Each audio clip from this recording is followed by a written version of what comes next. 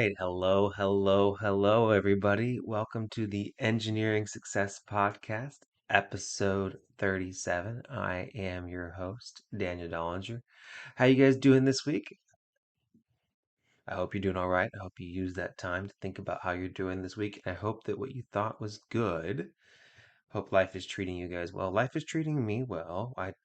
I was on that week on every single week podcast episode cadence earlier, but I'll be honest, I took a vacation last weekend, like I said I would. So we skipped an episode last week, but we're still in a pretty good cadence here. I'm pretty proud of the cadence we're at. We're publishing regularly. I'm doing a decent job of collaborating with my wife here on timing whenever I is a good time for me to record the podcast, which is Saturday or Sunday mornings before she wakes up. That's the best time to record the podcast. For those of you that are on team, how's the baby doing? Baby's doing great.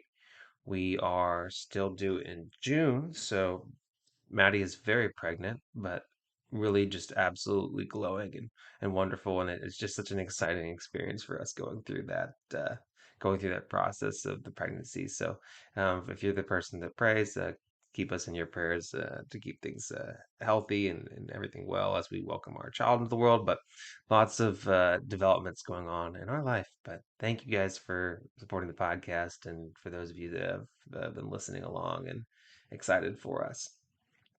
What else is going on in our life? Well, uh, not too much. Not too much. We got our good friend E in town this weekend, so we're gonna go hang out with her and go get some food, I imagine, and do some shopping after this is I'm done recording this podcast. So shout out to you, and yeah, just oh, one other anecdote. My trivia team did win at trivia this week at Tracy, so shout out to my trivia team. Me, Maddie, and Kelsey just absolutely killed it this week. So shout out to us for being the smartest people in that bar at that point in time. And that's basically it. Okay, let's get into the podcast. We have to do our shout outs. First of all, I want to give a shout out to John Ott. John Ott is our top tier supporter on the podcast. Thank you, John, for supporting the podcast. You too can be shouted out at the beginning of every single episode of the podcast as a top tier supporter. If you join John Ott in supporting the podcast on Anchor or Patreon. Well, Anchor is now Spotify for podcasters. If you feel so inclined to support the podcast, $10 a month gets you a shout out at the beginning of every single episode. It really helps me out with my production and getting the podcast. I spend that money on services that are used to help me generate more reach for the podcast. That is where all that money goes. So if you join John and support the podcast, then you will be helping me grow the podcast and grow our audience. So thank you so much for your support with that, John. We are still calling for 5-star reviews. I just went on Apple Podcasts and there are no new there are new 5-star reviews, but people aren't leaving the written reviews. So if you don't leave the written review, I can't read it out on the podcast. I cannot imagine all of the thoughts in your head. So the 5-star review count is going up on Apple Podcasts, but I cannot do anything about that. I cannot give you a shout out if you do not write a written review. So please make sure to remember to do that whenever you get the podcast a 5-star review. And if you know of another place where you can leave a 5-star review and you just want to direct me to it, send me the link at my email, Daniel at ENGRingsuccess.com, and I will read it out on the podcast. Our subscriber count on YouTube is up to 179. Let's see if we can get one more during this video, get up to 180. But yeah, our immediate goal is obviously 200, but our long-term goal is to hit 1,000 subscribers on YouTube, so we'd be eligible for the YouTube Partner Program. So please consider supporting the podcast in that way if you feel so inclined. And as always, our website is www.engringsuccess.com, engringsuccess.com, and you can write into me at Daniel at that website, Daniel at engineeringsuccess.com, and I will try to answer your questions with the podcast. Or if you want to be a guest on this show, man, this is a long-winded intro. I know. If you want to be a guest on the show, you can also write into me there as well. I actually got an email the other day from the host of another prominent engineering podcast, probably much more prominent than mine, but they asked if they could be a guest on my show, and I said yes. So keep it tuned. I have at this point, I think I have three or four people on the hook for interviews, and it's 100% my fault that I haven't converted and actually got the interviews. But let's be real, guys. I mean, my schedule's crazy. So, anyways, lots of cool developments going on with the podcast, and I always appreciate your support and sharing. All right, well, let's get into the podcast. We always start the podcast out with my favorite bit, and I think it's your favorite bit as well, LinkedIn lunatics slash career craziness. So here we go. I interviewed a girl in her bikini the other day. This was over Zoom. She was using her phone and she was trying to hide the fact that she was out in public by using a background effect. I don't care when people interview out in public, I understand that a lot of people might not have a great space to interview in. This girl though, she was walking around the entire time, giving us only a shaky undershot of her face, mostly chin. She then entered a business which I believe was a Starbucks, and started having a conversation with two different people during her interview. She definitely muted herself to order something and then hit me with "Sorry, can you repeat the question?" I kept the interview going as it was more entertaining than anything. She then left and walked for a few minutes before sitting down somewhere. This is when she accidentally panned her camera down, revealing she was in a bikini. I'm not saying that she was wearing clothes and I could see that she had a bikini on under it, she was only wearing a bikini. With that being said, I am a millennial and I believe anyone should be allowed to express themselves in any way they want, tattoos, hair color, etc. But I think I have to draw the line at bikini during an interview. I also gathered that she was most likely at the beach as I could hear waves crashing and children playing in the background. She proceeded to then talk about herself, saying things like I am incredibly smart and I have a really high IQ and I could go to any school I wanted, and lastly I don't need the money for this job, but I would like to ask for $35 an hour, things of that nature. She called a week later to see why she did not receive the job. Although this was one of the most entertaining interviews I've ever had, my team agreed that she was not a great fit to be working with children with special needs. And then they edited it to say, came back not expecting all the comments. I appreciate all of you, and I wish I could respond to everyone. With that being said, to all the folks in here who are defending the girl, I'm glad you are fighting the good fight for a better future. But if you really think I was being too harsh, I invite you to attend your next formal interview in the same attire you would wear at the pool or beach, and let me know how that goes. Okay, that's a lot. I don't really have too much to say about this one. I just I thought it was too good not to put up there, but I do, we're in an interesting new world, right? Where we are doing interviews that typically might have been in person now virtually. And there is a dynamic, and like there's a question, it's like, oh, what should I wear for my virtual interview? And college fraternity parties around America have already taught everybody what you're supposed to wear to a Skype interview with the Skype interview themed party. But really, I mean, in general, just for any of you that are thinking, I'd say not what this woman did. So a quiet environment where you can minimize interruptions, which is not what this woman did. Formal attire from head to, I say all your upper body should be pretty well formalized. You don't have to wear a suit, but just nice clothes from the chest up, and then good lighting. If the best lighting you can create, and again a distraction free background. And then generally it is important to stay 100% focused on an interview whenever you're in it.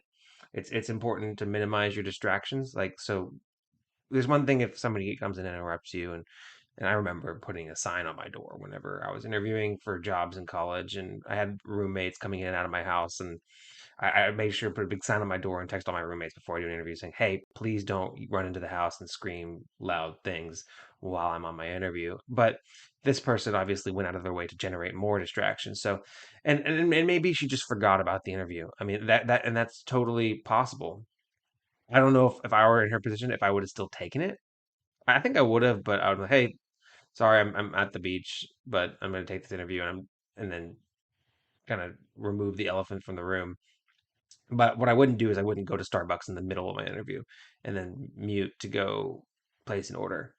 I mean that this is quite hilarious. And my question to you guys is, what is the craziest thing that happened to you, whether you were the interviewer or the interviewee, during an interview for a job? What's your craziest interview experience? All right, next question. Sent from my former boss to his staff. And here's the picture. Hello and good day, team. We will be implementing a fraternization policy due to a public health a safety. The policy will be explained more in detail in the upcoming week. What the policy stands for is to prevent employees hang out with each other and then bringing it back to workplace. It prevents favoritism, drama, contagious diseases, romantic relationships, etc. If you have any questions, feel free to message me directly, and I'll be more than happy to explain in detail. In the meantime, please follow this policy and use this as your notification. You'll be given a contracts. Will you be given contracts to sign, and it is a mandatory policy to follow. Thank you for being incredible, and let's have a killer day. Thumbs up emoji, thumbs up emoji. Yeah, I think that it this I say best wishes to this manager and being able to execute this. I think that it's very, and by best wishes, I do not mean that legitimately. I mean that like as sarcastically as possible.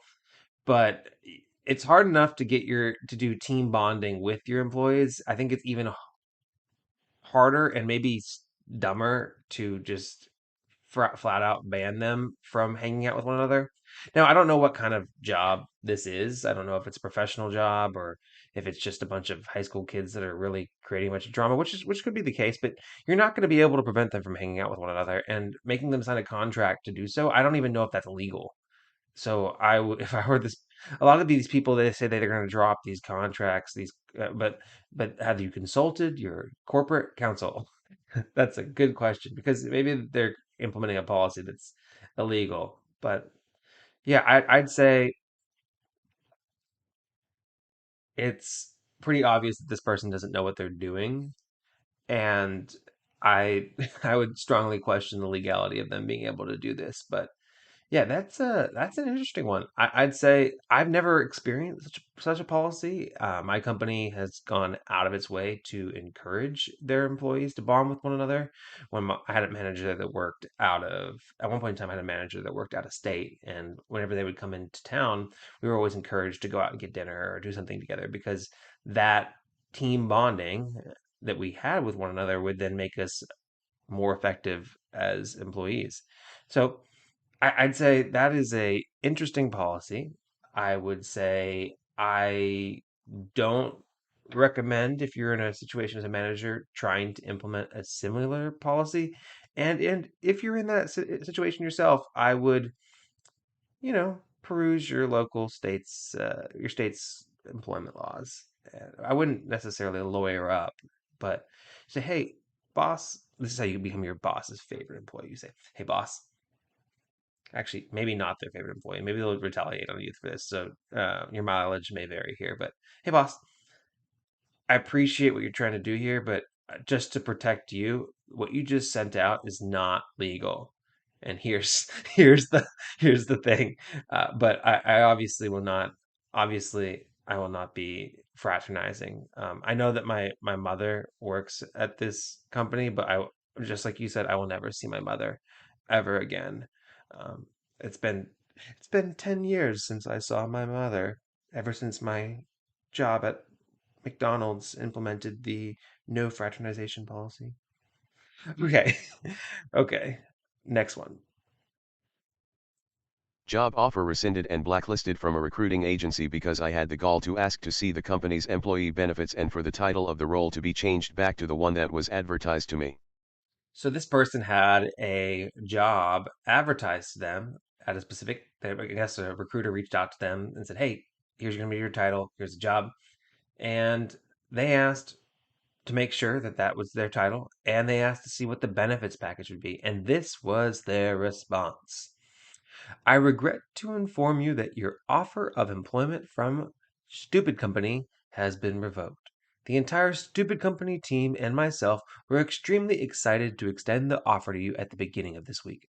That said, requests for a change in title, written approvals for extended time off, and overall demeanor on the calls to discuss the offer with myself, Stupid Company employee, and the Stupid Company HR manager have left a poor taste in the Stupid team's mouth, and they do not feel comfortable having you on their team at this time. Negotiation during any offer is normal. Having questions about what benefits look like is normal.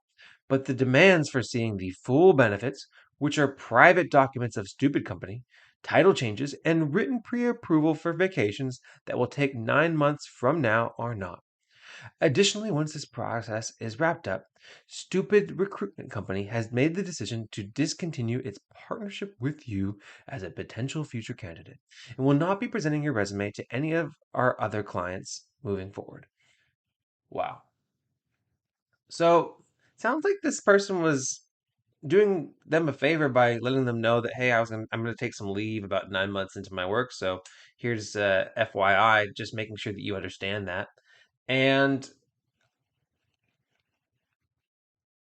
I'm wondering what the company is calling full benefits. So if I'm a potential employee looking for a job at a company, the benefits package is a significant portion of the compensation. It is a significant portion. For example, am I going to have to spend $100 a week, $200 a week, $300 a week, $400 a week on insurance, or $0 a week? What does that look like for me? How many days off am I going to get? And what is the process for me getting those days off? Those things, what does my 401k match? What other perks and benefits do I have for leave, like maternity leave, paternity leave? Those things are legitimate things for a potential employee to need to see at a company. And I don't need to see the documentation, but I need to know exactly what the policies are. And just asking for seeing the full benefits, which doesn't necessarily mean you need documents, is not is not an unreasonable request. It's like saying, as this top comment said, that what else is private? The salary? The benefits are the compensation. Along with your salary, the benefits are the salary. Are you going to say that the job description is proprietary now? Oh my gosh. You have to sign the job offer to find out what's in it, is what somebody commented. Ah, loot box benefits. It's like here's an imaginary box that you get to open whenever you decide that you're going to work at our company. And that will tell you what your compensation will be. No, your compensation, your compensation includes your benefits. So, no, I'm not going to make a decision on whether or not I'm going to work for your company without having a good idea of what the benefit structure is. And the fact that this recruiter does not get that is sad. And the fact that this company does not get that is sad. And guess what? I'm looking at the camera for this one. You're going to struggle to hire people, or you're going to hire people and they're going to become disgruntled and they're going to be more likely to leave early. So, what does that mean? Your turnover rate is going to be higher. So, get with the times. I mean, this isn't even getting with the times. This is like not being stupid. So, anyways, this is ridiculous. This one was ridiculous. So, if any of you have a similar situation, I hope not. But that's crazy. Well, that was this week in LinkedIn lunatics and career craziness. Let's take a quick break, and I'll be right back.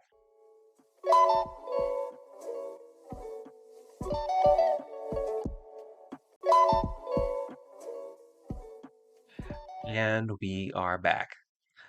If you were watching on YouTube, I hope you got a nice little song and an advertisement for how you can engage with the podcast. And if you're listening on your preferred podcast provider, I hope you got a lovely little ad.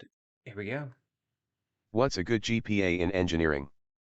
I'm doing a bachelor's in electrical engineering at McGill, in Montreal. It's my second semester here, and since I came from a high school system that doesn't use nor GPA nor letter grades, I just wanted to see what counts as a good GPA in my major, or what letter grades. That's a good question. I'd say that I'm going to go with the American lettering grade system or the American GPA system and saying that anything above a 3.0 is good. I'd say that 3.0 is the threshold for most companies for hiring grads without having to get other approvals or seeing other miraculous things on the resume. And what that translates to is averaging A's and B's in all your classes. So as long as you're making A's and B's on average, then you're going to have above a 3.0. So that's what I'd consider to be a good GPA in engineering. And I'd say that if you have less than that, you have ways around that. And but for the most part, 3.0 is good. Really good, it's probably like 3.5. Really, really, really good is 3.75. But I mean, that's not necessary. It depends. It also depends on whether or not your school does weighted or just like straight cutoffs, like they do minuses, pluses. But I'd say that just try to make A's and B's, and then you'll end up with a 3.0 or higher, and then you'll be qualified for most jobs. So that's what I'd say. That's what a good GPA is in engineering. But you know what? Not everybody can have a 3.0 in engineering, which brings us to our next question. What to do with 2.7/4 GPA? Hi, I'm 22F, in my last year of college. My GPA by the end would be closer to 3. I'm so disappointed in myself and don't know what to do. My grades are so bad because of chain of health complications and COVID. I had to fly to my home country, third world country, and had problems with internet and abusive family. All this resulted in bad grades. I know no one will be interested of the reasons in the future. I always had this dream to get PhD in a very good university. But I feel like they will automatically reject me now. I was a student in high school. But with fucked up bachelor's degree it doesn't matter, right? Or would trying to get another bachelor degree work? What can I do to better my chances? Or should I give up on my dream and focus on finding 9 to 5 job? Yeah, so what I'd say to this person is I wouldn't give up because COVID did create a lot of extenuating circumstances. And you have a very significant extenuating circumstance. You said that you do not think that people will be interested in the reasons of the future. I think that if you can get your foot in the door, then they will be. So what I'd recommend doing is going ahead and if you're applying to PhD programs, first of all, get the best GPA you can.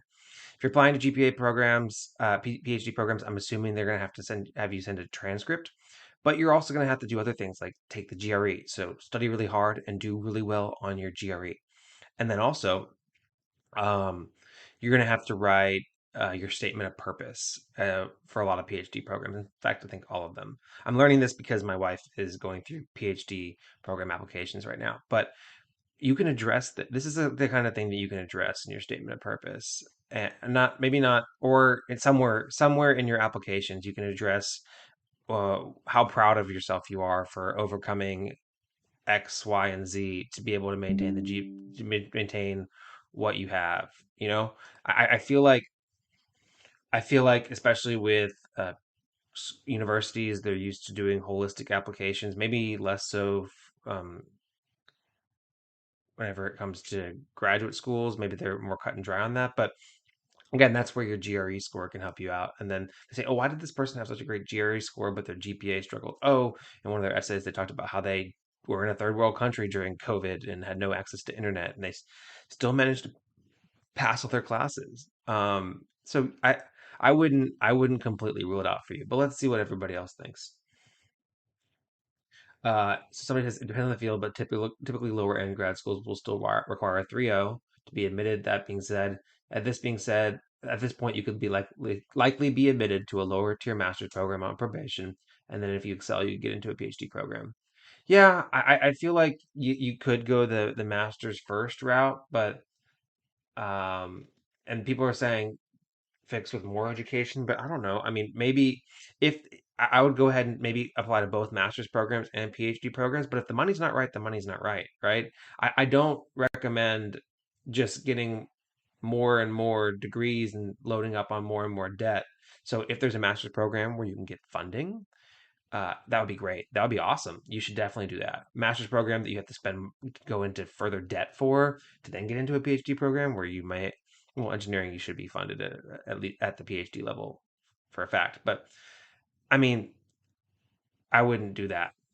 I wouldn't pile up financial obligations because that is just a burden that is just hard to overcome.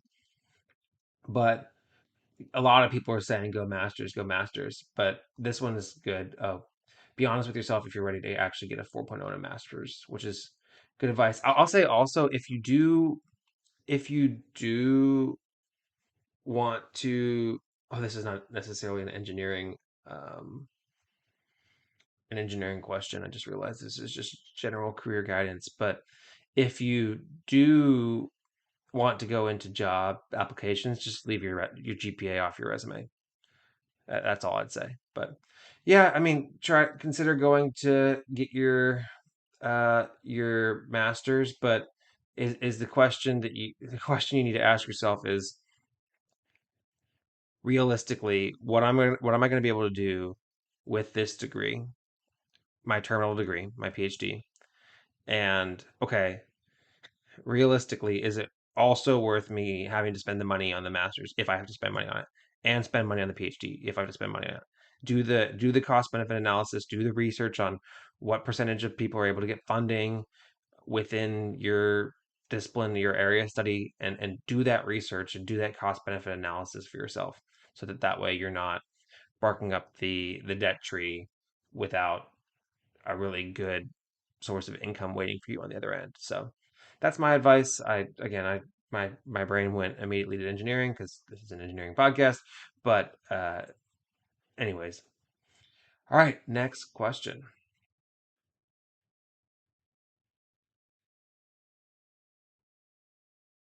1 second. UT Austin v.S Georgia Tech v.S Berkeley undergrad.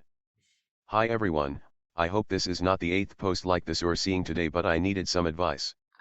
I got into UT Austin, Georgia Tech, and U.C Berkeley all for mechanical engineering. I'm in state UT Austin, and with all the scholarship I have received, I would be pay around 8K per year for UTV.S full price for both GT, 50K, and Berkeley, 70K. GT and Berkeley and super nice universities, but I'm trying to gauge what difference it could make in my career for how much more I would be paying. Any thoughts? Also, to add some info, I am aiming to work on an entrepreneurial side as well through college and work in start UPS during and after college if possible. So trying to work in startups. Here's the thing. I'd say that let's look at rankings real quick. But I would say that UT Austin. Now, first of all, engineering school rankings are not really that valuable. A second, I can't talk and type. Engineering College University rankings, USA. So I'd say that they don't mean that much. They really don't. But let's look at the US News rankings, anyways, and see what they say. The best engineering schools are MIT, Stanford, UC Berkeley, Carnegie Mellon, Purdue, University of Texas in Austin, Cockrell, number 6. California Institute of Technology, Georgia Institute of Technology, that Georgia Tech. All right, so UT is ranked higher than Georgia Tech. So based on rankings and prestige and name alone, I would take that over. And then, okay, are you going to spend $70,000, $60,000 a year more for 4 years? 60,000 years. That's $240,000 in debt per year. No, per year, 4 year degree. $240,000 in debt for a little bit up in the rankings. No, no, you shouldn't do that. Calculate student loan repayment. So here's just oh no, I don't want to log in. No. So let's go to bank rate. So your loan amount is 240,000.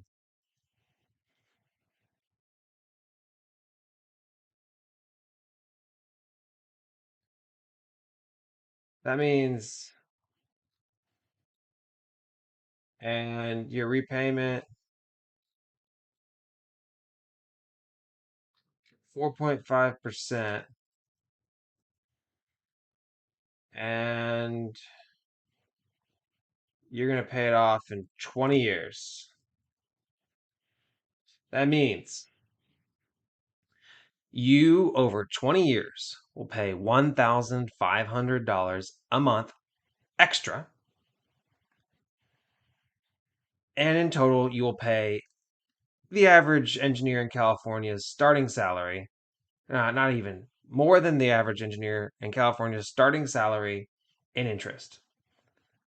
No, don't do it. Don't do it. Don't do it. Just pick UT Austin. It's a great school. It's a phenomenal school. I wish I had considered it more closely. I mean, again, worked out great for me. My career is phenomenal. I'm glad that I went where I went. I met my wife there. But man, I did not realize that UT Austin School was ranked that. I mean, maybe I did part somewhere in my head, but it's a great school. Go to UT Austin. It's a no-brainer. Let's see what the comments say. UT Austin, no-brainer. While Berkeley would be the best for startups, I highly encourage you to go to UT Austin. The debt from the other schools will be a serious drag on your ability to accumulate wealth in your 20s, and if you are good, anything you can achieve at Berkeley, you can achieve at UT Austin. I said, unless money is no object, UT Austin is the best choice. It is so much more affordable and a phenomenal program. I bet just about anything that you regret going anywhere besides UT Austin. And then here's what I say after you get your first job again, companies don't care where you got your degree from. So, good advice, everybody, all around. Thank you guys for agreeing with me in the comments. Very good advice for this person. All right. Here's a question. Did you go and accumulate a lot of debt to go to undergrad for engineering? And did you find it worth it? In the comments, let me know. Let me know. All right. Next question. Should I pursue an EngD degree? I'm 16 and in the future I want to start an engineering company. I have been doing a lot of research and most sources say I should pursue an EngD degree. Do you think that an EngD degree is important to be an engineering entrepreneur, or is a bachelor's degree enough? Also, around what age do most people finish their EngD degrees? Sorry if I don't sound very technical, I don't know very much about engineering and engineering degrees at the moment. So I say that there is a path to getting an EngD or PhD in engineering to starting a company, and that path is right. You do a bunch of research, and you have this specialized thing that you develop in your research, and then you sell that thing, or you consult over that thing or that service that you provide that you researched with. You got that knowledge. I'd say that you don't need that though to be an engineering entrepreneur. I think that most of the people that I talk to that find themselves into engineering entrepreneurship is that they they start working for a company and doing a thing, and then they get really good at that particular thing and realize that there's a market for companies paying for people to just do that service, that thing, and then they branch off and then they start their own consultancy and they do that. That's the most common thing that I see, and you don't need a PhD. You don't need to spend the time or the you lose the opportunity cost of missing out on earning potential and salary growth whenever you that is comes with getting a PhD to go ahead and start your own company. So I'd say you don't need it. I'd say that at least not out right out the gate unless you already know what you want to research in. But if your simple goal is just to start your own company, which is a phenomenal goal, and it's great that you're already thinking about whether or not it's a worthy investment for you. So I know that you're going to do great. I'd say that as a starting goal, no, it doesn't make as much sense, but you never know, right? You start working and then you find you go to school, right, for undergrad, and then you're really interested in something. Well, then you do the research in the industry around that thing, and you see that there's a space for you to have your career. There's a space for you to to carve yourself a niche within there. Then then it maybe you get your PhD, but I don't think you need to just have that be your plan out from out the gate. But for some people it is. And just like this person says, your goals may change midway through. You may no longer want to start that company, or may no longer find the passion for. You may realize you don't have a passion for a niche thing that's worth starting a company over. But go ahead, get your bachelor's, and as you're going through your bachelor's, I think this answer will become more clear to you. But it's great that you're already thinking about it, and I'd say you don't have to do it, but it's always an option. So yeah, Daniel advocating a little bit towards grad school for engineering.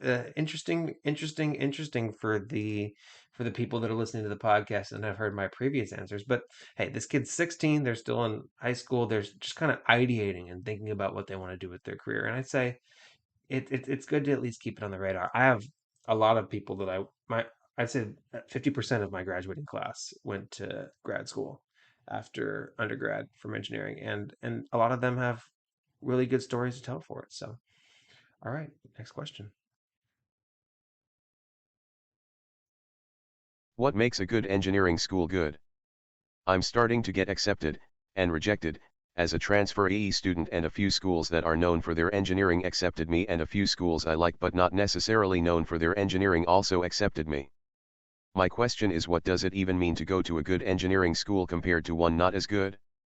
I feel like the rankings are so arbitrary and made up. Sometimes I would like more concrete info from those that have gone to both types of schools. Is it access to better professors, projects, or internships? Access to a stronger alumni network? Looking forward to hearing what you guys have to say. So I'd say D, all of the above. I think that what makes a good engineering school good is, yeah, the access to the rankings. Will talk about like the research the professors are doing, but just because the schools ranked high for the professors doesn't necessarily mean that their professors are good teachers. It might just mean that their research is really good, and maybe they're doing their research well with grad students. You don't know. Projects, yeah, I think that really good engineering schools have relationships with industry that allow their students to pursue cool projects that are connected to companies, maybe as part of their design, maybe senior design or design projects. And yes, what something that makes a university very good is access to internships and a strong alumni network that relates to jobs, and all those things are tied in with one another. I think that that's what makes a good engineering school really good, and that's what you should look at is now not necessarily how they're ranked in those things, but what you get from having conversations with people that have either gone to that university or people that work for the university that tell you about the resources and the placement opportunities. Because really, what matters to you and what matters to should matter to everyone whenever they're evaluating an engineering school is, what does this do for me long term? So that means, can I get a job in the industry that I want to work in where I can make good money and not be saddled by massive debt? That should really be your calculus. That should be your math. So reach out to the university. If you have an idea of what kind of companies and industries you want to work for, say, hey, do you have people that work for XYZ? Do you have people that work for XYZ? How do I get a job there? What kind of internship placements are people getting in that industry? And then if they're able to get people to work in the industry that you want to work in generally, then and you can afford it, then that's how you pick. So, but that's what I'd say what makes a good engineering school good. Let's read the comments and see what they say. Assuming it's in the US, ABET accreditation is important. Well, that's a no, that's a non-starter for me. Yes, it has to have ABET accreditation to even be considered to be good. And resources. So yeah, I guess so. Yeah, funding for your projects, that kind of stuff. Um, yeah, so there's one that I didn't really talk about, right? So um, a really good engineering school has good funding for their school project club. So like a good example of that is, how good is their FSAE program, for example? Like how well funded is their Formula One or their e-car or their, I don't know, concrete boat. I don't know if that's a design class or just a project, but yeah, that there some of the really good schools will have funding, so it'll be more attainable for you to participate in those things and have that on your resume. But that's another thing that makes a good engineering school good. So thank you to the comments for making that known. All right, well, I'm going to take another quick breather. That was our college advice section. We will come right back with career advice.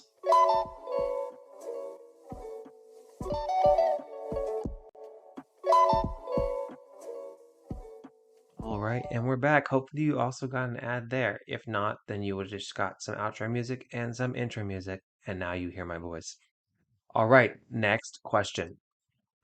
The question is, What do you think of a work environment where a lot of people send emails without taking care of how it looks, aesthetically and grammatically? In my department, sales, my bosses do that frequently. As a young professional, I find it difficult for me to learn good practices. that's a good question. So I think it depends. I think if I was in a work environment where client-facing emails, like formal client-facing emails, formal communications, and that kind of stuff are not formatted well, then it could be bad. But I think it should the formatting and the care to an email should reflect the level of importance in associated with the email. So whenever I write an email to, for example, if I'm writing an email to give an opinion to my project director that has 2 minutes tops to make a decision based on my email, I'm going to spend a lot of time on my end to make sure that that way I can use as little of their time as possible in my email. And that's why they have only so much time to dedicate to my thing. So I'm going to do everything in my power to not waste their time. And so that's what kind of maybe that's how you're feeling. You're in sales, you're trying to get these emails really formatted and help the other person make a really quick decision. And just because you spend a lot of time doesn't mean the email's long, right? But and so maybe that's what you're doing is you're spending more time to consolidate your emails, and that's what I do. I'll spend depending on the email, I'll spend a bunch of time making sure that I'm being as concise and clear as possible. And if your bosses aren't doing it, that's probably because they just don't have the time for it, and maybe they're doing it on their phone, or it's maybe just not as important to them. And I understand that it's difficult for you to learn good practices, but consider consistently doing what you need to do to help them make their decisions. I mean, maybe your email is just so well formatted that they're able to give a quick yes, no right back to you, and I feel like that's a point of success for you. So let's read what the comments have to say. This person said, I used to spend 10 minutes writing each email, making sure it sounded nice and professional. Now I just put together barely coherent bullet points and throw them into ChatGPT. Okay, whatever. With my direct team, I'm not going through the time and effort to ensure 100% accuracy. Yes, because whenever you're communicating with your direct team, they have the context, right? So you don't need to spell out everything to the extent that you might need to. So when I'm emailing my boss, my manager, it's kind of conversational, right? Back and forth with them. But if I'm doing something outside of my immediate realm, then that's where the formality and that kind of stuff comes into play. So it kind of just depends. It depends on the context. So sometimes I just don't have the time and I need to get a response out to somebody, and that works. And other times I need to make a formal email. So I'd say, as this person said, they probably started making them all grammatically correct and pretty. And after decades working there, they stopped caring. And if the higher ups don't care, then the rest follows. Blah blah blah. Okay, I don't say that that means that you necessarily don't want to stay too long in that job. What I would say is it just, again, what you're seeing is it depends, right? It depends on the context. And I assure you that if they're trying to help their boss make a decision very quickly with an email, it's formatted properly and they took the time to write it. It just, it just kind of depends on the context. So I would not read into it too much. Seriously, I think that you're just in their realm of context. That is the group of people that doesn't get the super formatted email. But I can assure you that they know how to write an email. And if they don't, then well, then I'm wrong. All right. Next question. PE license or master's, mechanical engineering. Hello all. I am pursuing a bachelor's in mechanical engineering with absolutely no clue what concentration I would like to work in. I've thought about manufacturing, but I'm not sure. I heard that getting your PE license was in demand / highly recommended, at least in the US where I live. However, at my university they offer a 4+1 where I can get my BS and my MS in 5 years. I have not much interest in doing that program, except I kind of feel societal pressure / FOMO. I don't know if I'd regret not doing my master's degree. Even if I were to, I don't even know what I would like to specialize in. I feel like it's silly to do both a master's and a bachelor's degree in mechanical engineering. So my plan was to start studying for the FE exam during my junior year and take it my senior year. Then go into industry and do all the other prereqs for getting a PE, and then just doing that exam and voila, a competitive employee. Obviously I know it would be hard work. I also know some companies will sponsor someone's higher education in order to promote them in the company. Can someone please give advice / insight on either what they personally experienced or what they've seen in regards to others? So I like your plan. I really like your plan. I think that you should avoid succumbing to the FOMO, because that I think that's what it is. And if you don't know what you want to specialize in for a master's, then there's no point in specializing. In that 1 year that you're spending on the master's, that's a year that you could be earning money. So I'd say unless you know exactly what you want to specialize in, and you know that there's a niche there for employment, and you're going to make a lot more money with that master's, then don't do it. It sounds like your university is doing a really good job at a sales pitch and trying to get more money out of their undergraduate students by getting them to stay one more year and giving them a master's. That's what it sounds like.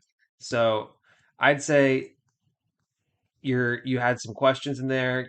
You think that some companies will sponsor somebody's higher education in order to promote them. Yes, that's an option. That is 100% an option if you realize that your company wants you to specialize in something, for sure. I'd say there are some companies, like for example, I know Intel, that came to my school's career fair and said that you had to have a master's to work for them. But I don't even know if that's true. But yeah, for the most part, you're gonna be fine getting a. I mean, the undergraduate mechanical engineering degree is a very versatile degree. It's very valuable, very employable. You don't need the master's to get a job, for sure. You don't need it at all.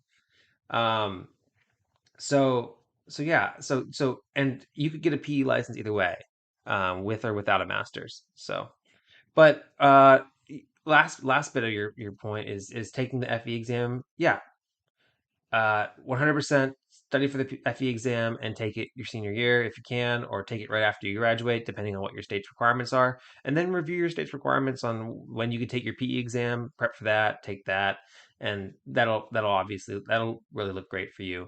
I don't know, I don't even know if in Texas you can take the FE while you're still in school. Maybe you can. And I'd say, yeah, study for it your junior year. You really shouldn't have to study for it that much.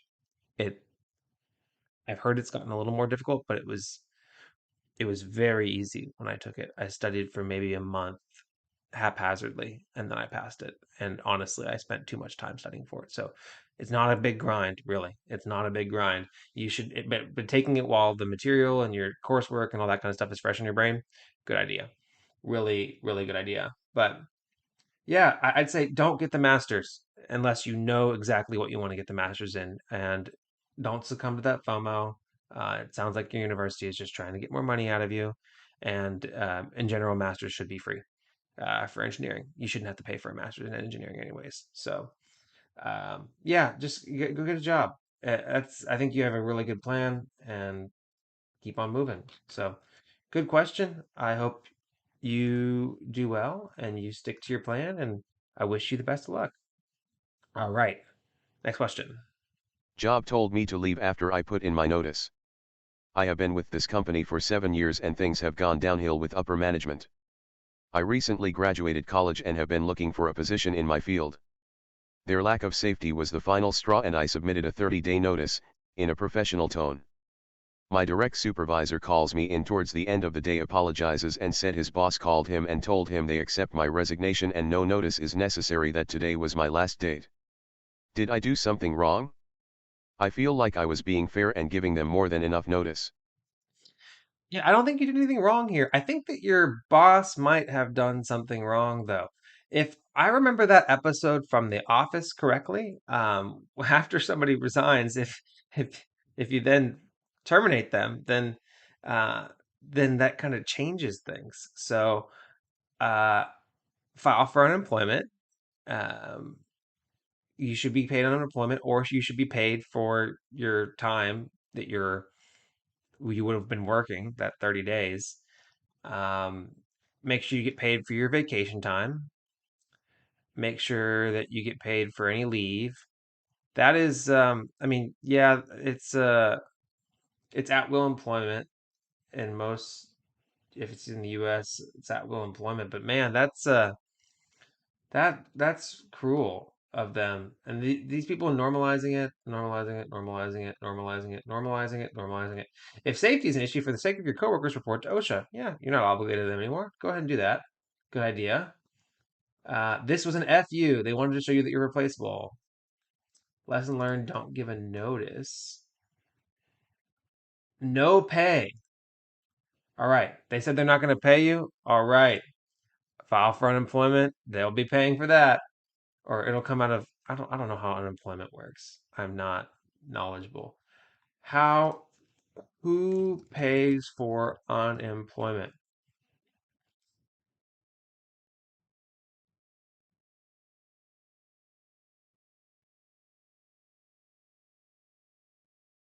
Does the company pay? Does company contribute to unemployment? Unemployment is almost entirely funded by the employers. So an unemployment claim does cost the employer, and document, document, document.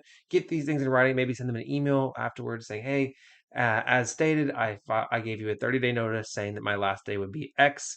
Per this call, you told me that I would not be able to return to work, and that my last day was Y. Therefore, just please confirm this via email. Otherwise, I will see you on Monday."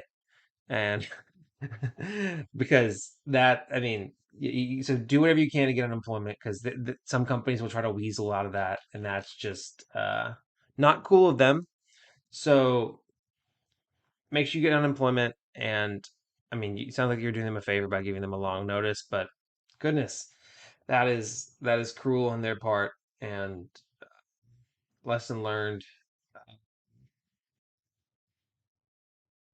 make sure you have something else lined up whenever you quit. And if you have another job lined up already, then maybe reach out to them and say, "Hey, guess what?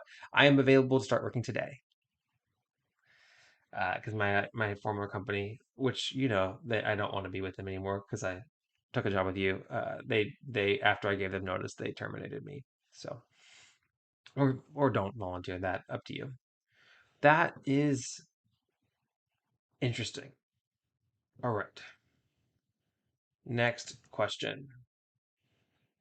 For the love of all that is holy, please stop putting jobs up as entry level and then ask for 3 to 5 years of experience.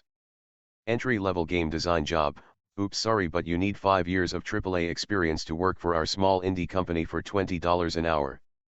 It's the bare minimum. I can't believe you don't have that experience yet, even though you didn't even graduate college yet. Kids these days. Very frustrating. Bloated searches. I still apply. LOL. Yeah, these companies are just going to be shooting themselves in the foot with that. Really, I mean, I've heard examples of people that invented different coding languages or softwares or stuff like that, and then job get posted where you need XYZ years of experience, and even the person who created it doesn't have that many years of experience. So, uh, likely this is just somebody that works in HR and doesn't have the technical experience, or it doesn't have the knowledge base around that to know that that's really required. Or maybe the company sucks, and in that case, I mean, just go ahead and apply. And then if if they uh, if they realize that they're not getting any hits because it's not possible to get that many years of experience for somebody for an entry level role, then there you go. They're gonna course correct. But I wonder if this is the company using that as an excuse to try to offer entry level pay, but expect more than entry level product. Probably the case. Probably the case. Let's go into the comments real quick. Thanks to these types of listings, this tweet lives rent free in my head. I saw a job post the other day. It required 4+ years of experience in Fast API. I couldn't apply as I only have 1.5 years of experience since I created that thing. It's absurd that it's pretty much the standard now. Fresh graduates are expected to somehow have 5 years of professional work experience and an endless portfolio of projects for entry level garbage paid positions. Yeah, those companies just happen to not be the companies that you want to work for, right? But I mean, you apply and then you realize you kind of learn more throughout the process, right? Hey, maybe they prefer somebody with that many years experience, but they realize that that's not possible. That's maybe the best case outcome, but I mean, I think I actually went to my company's website, and this is actually pretty cool. Our entry level jobs say this, and I'm proud of my company for doing this. And again, this podcast is my own thing. I do not and speak for my employer, but I am proud of this. So I will show it off real quick. If you go to one of our entry level jobs, let's see. Let me let me get let me be wrong real quick. But if you look at one of our entry level jobs, let me go miracle professionals. Yeah. So if you find one of our entry level jobs, come on. All right, here he is.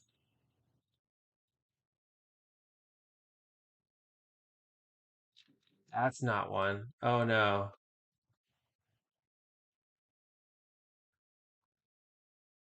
Here it is. All right, here it is.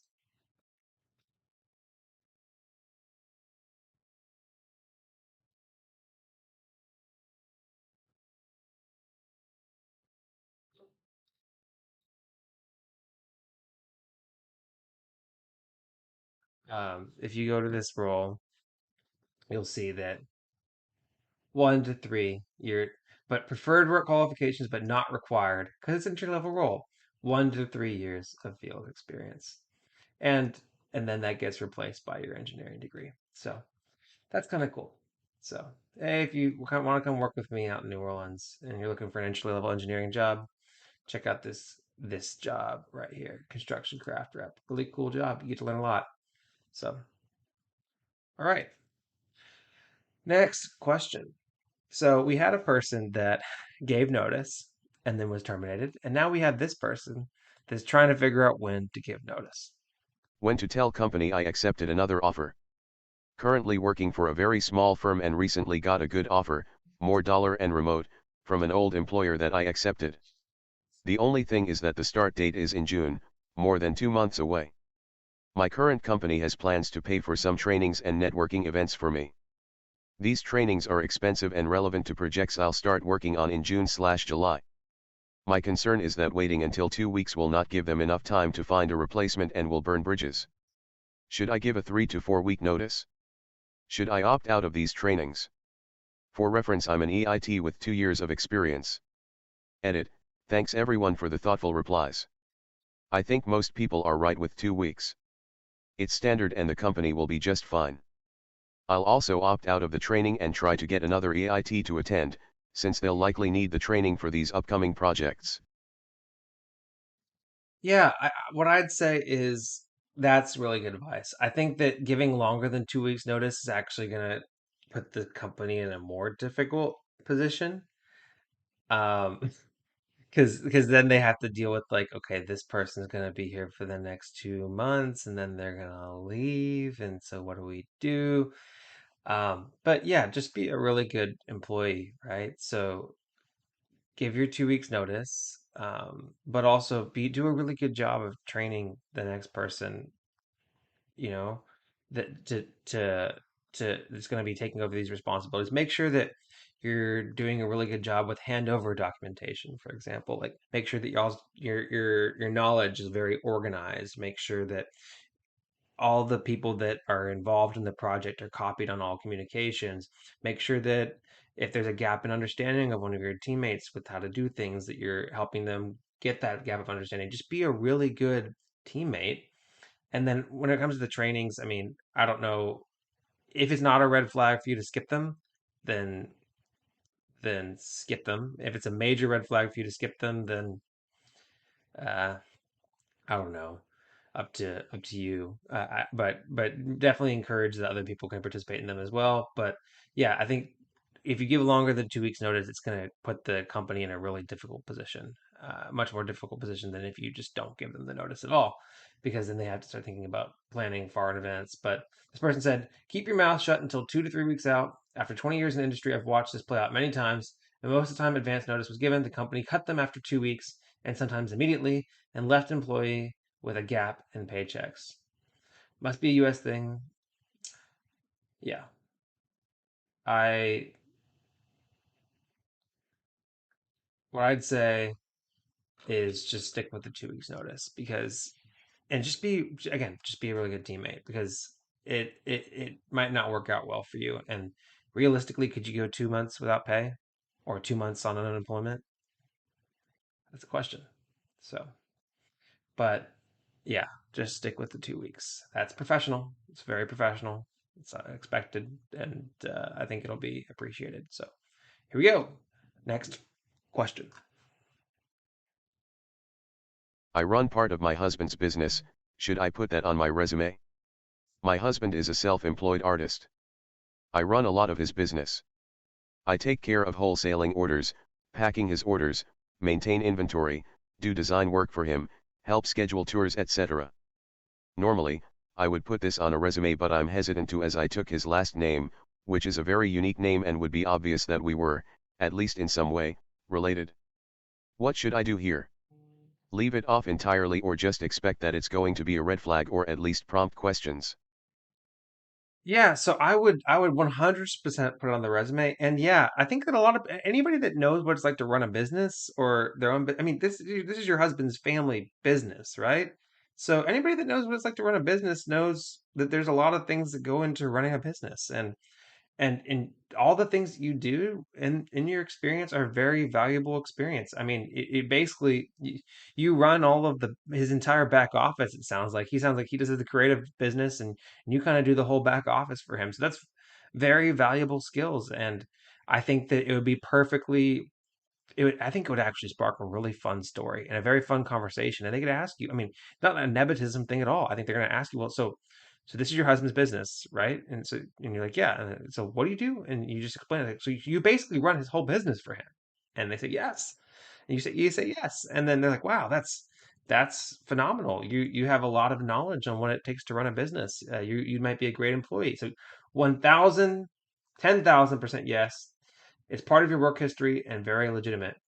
And you can even put, yes, COO of his name LLC or sole proprietor.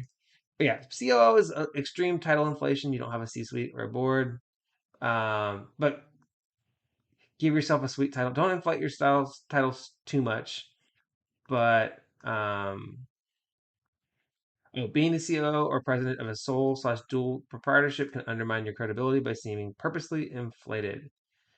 Um, you could just do like director of operations or operations. You don't even have to give yourself a title, honestly. Just you could just title it operations or backhouse or um, you wholesale orders, you pack orders, maintain inventory, design work for him, help schedule tours. I mean, you're kind of like an operations manager, is what I'd say. And that's why you said C, Chief Operating Officer, COO. Yeah, but I would just say operations or something like that. But um, but yeah, that's congratulations on your promotion to shipping and delivery manager / tour coordinator. Uh, sounds like he's got a silent partner. It's you. Definitely include in your resume. Running a business is hard. Yes, it's great that he does his art. Without you, he's just an artist doing art stuff. Um, if you put COO as your title, it kind of lends to certain things. Operation man. You said I feel like operations manager fits the bill. Okay, you and I are on the same page. Okay, cool. Yeah, operations manager is a great title for it. 100% agree. Yeah, 100% put this on your resume. 100% put this on your resume. All right. Next question. Is it possible to start a structural firm straight out of college? I'm a civil engineering student going into senior year of college. One of my biggest goals in life is to start a structural firm. I am fully aware that you at the very least need a PE and an SC in the state of California to even consider branching out on your own. I also know that a lot civils don't like to do work on their own because of the insurance liability.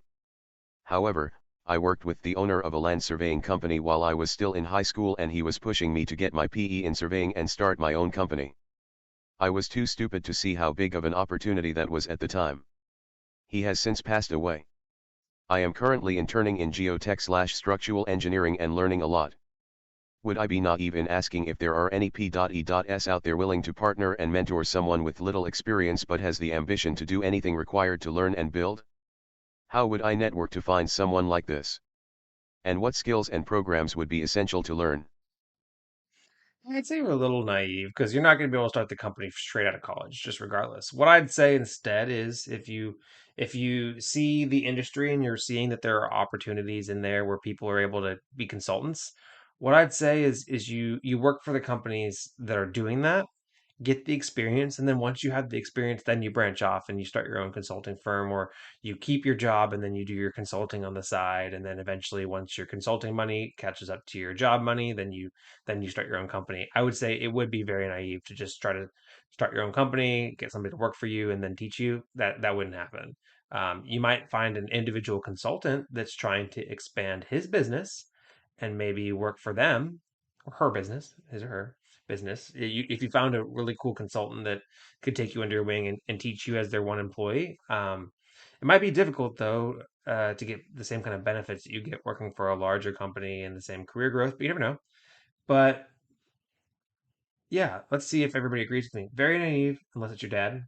Especially in geotech, expect to think that you're useless with 5 to 9 experiences.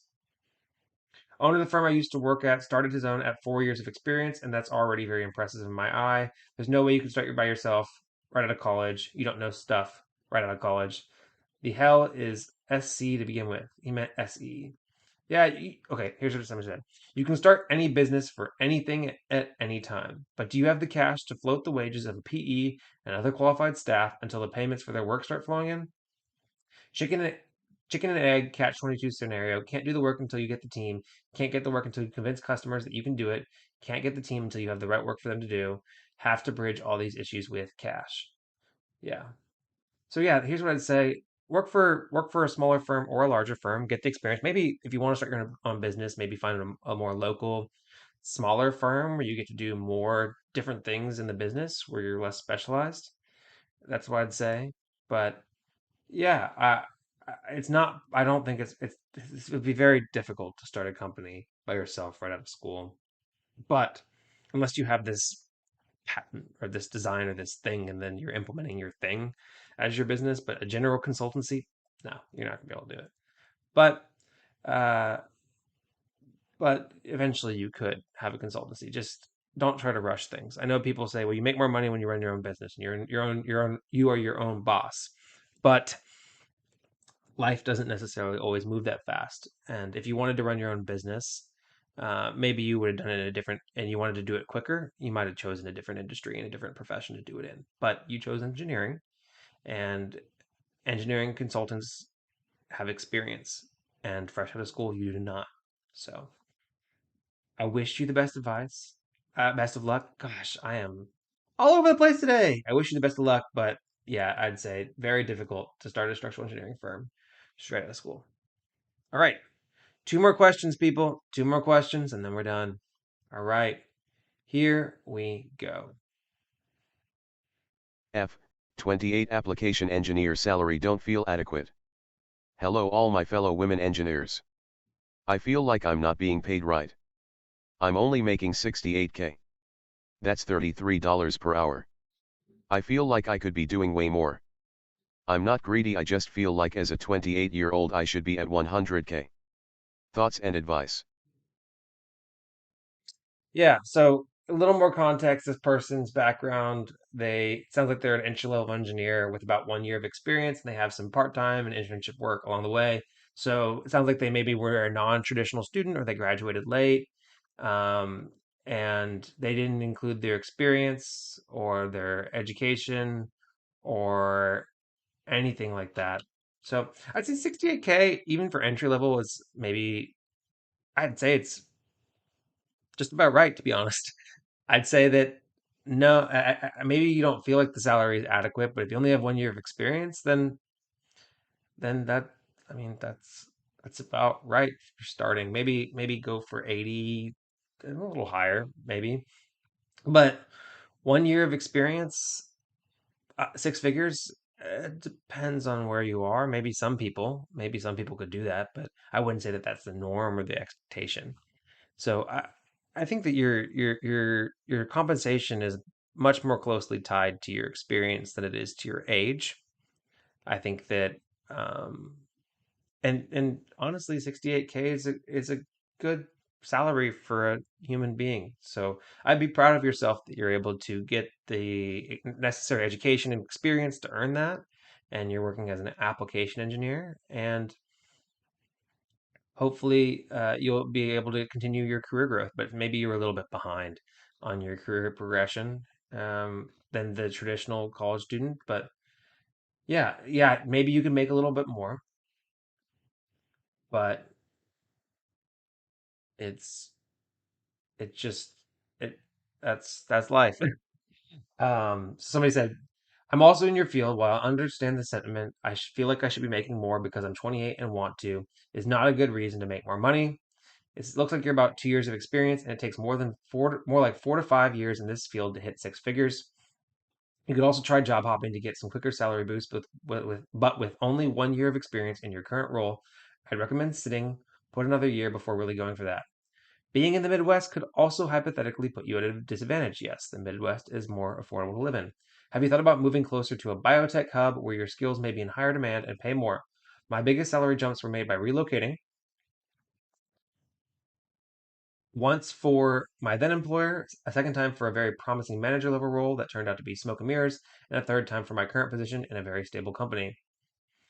Yeah, Chicago is a biotech hub, I'd say. But yeah, I think that it's experience. I don't think the internship experience really counts towards those years of experience. I don't really look at it like that. I'm at the point where I'm actually considering taking my internships off my resume. In fact, I probably will. Um, I probably will take it off my resume pretty soon. So, I mean, yeah, I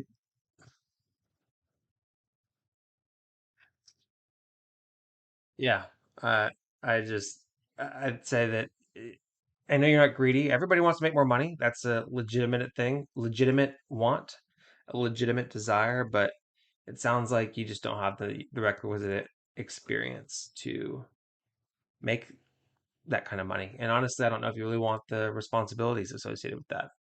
It comes with extra responsibilities if you're taking a new role. So I wish you the best of luck.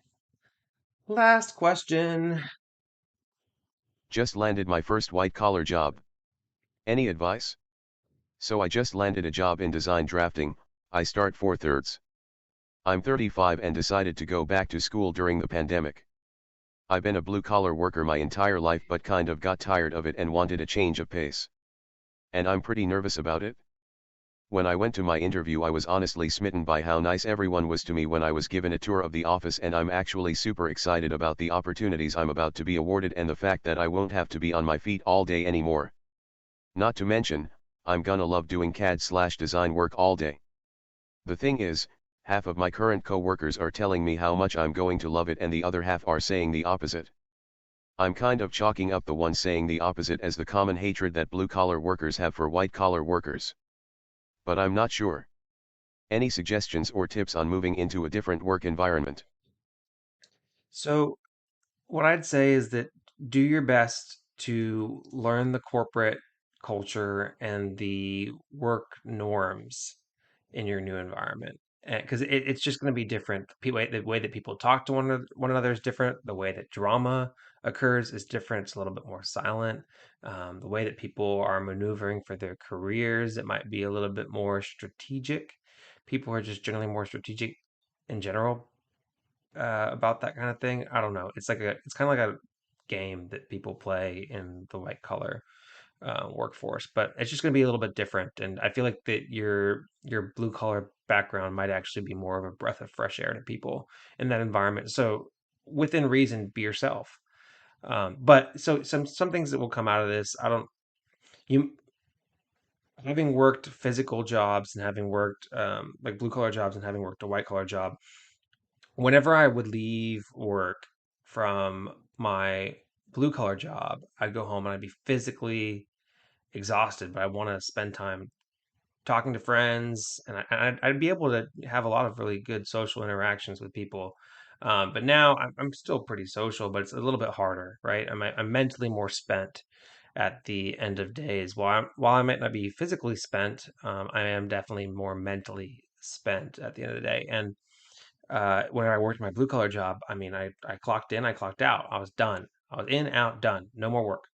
White collar, I mean, again, I try to have really good work life balance, and I feel like I have decent work life balance for somebody working in the role that I work in. But I mean, the work just follows you home a little bit more. So, doing your best to understand what those boundaries are like for you, and making sure that you're setting boundaries is a really good thing to do whenever you're transitioning into the white collar workforce. And when people try to push those boundaries, try your best to resist and kind of push back on that kind of thing, so you can kind of maintain that semblance of balance in your career.